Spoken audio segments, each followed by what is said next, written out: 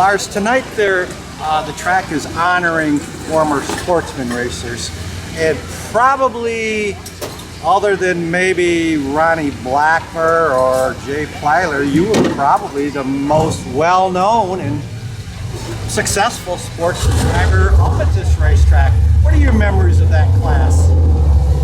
I think back then everything was ingenuity.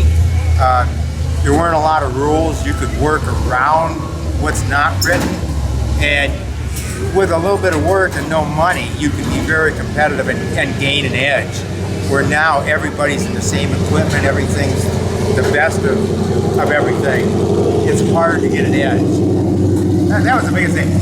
The weeks you could spend in the garage, you had half the neighborhood in the garage. Every kid in town learned how to run the welder, or how to run the lathe, or how to build a piece. It just made it fun. So what edge did you use that other guys maybe didn't catch up with? Probably more front end geometry. I took a year off. I was having a little trouble in my hands, and I went to Oswego to watch the super modifieds run, and with the motors way off behind the left front wheel. The rules said you had to run stock steering components.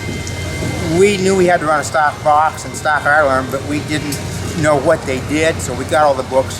We read everything we'd read. We used a stock Chevy truck box, put a Corvette worm in it, put it on the right-hand frame rail, put the idler arm on the left-hand frame rail, put the motor off to the left where the driver would go. I sat on the right, won a ton of features, got 13 rule changes against the car at the end of the year.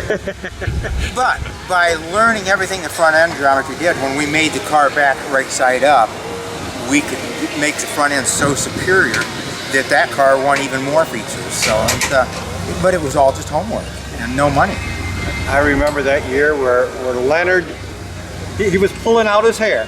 Every time you and Crow showed up, I mean, he just pulled out his hair because he wanted to see what you brought to the track that week that was different than the week before that he'd already outlawed.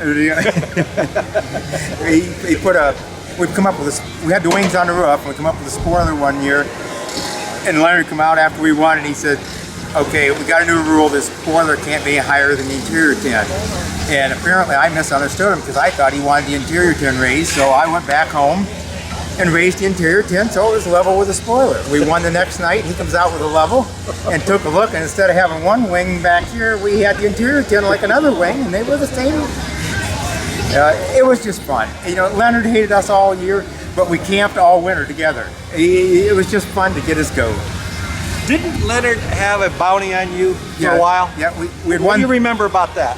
We'd won 13 in a row between here and Eriez, and back then, if you won, you started 16th. So every one of those wins was starting 16th. And we did 13 in a row, and he had a $100 bounty if anybody could beat us, and we were still running.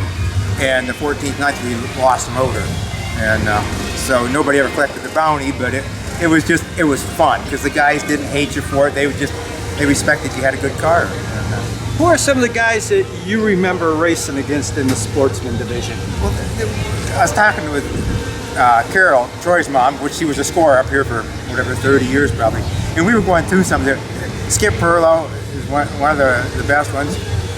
Billy Snars was still running quite a bit back then, but Hordesky and Barton and all us guys were all coming up about the same time. Craig Briggs and I, we were 1-2 an awful lot. In fact, the year I took off, he had bought my old car, what Toby had, and we drove for Toby when Craig got hurt and ended up winning a feature or that. So probably Craig was probably the most consistent guy we raced with. It was fun.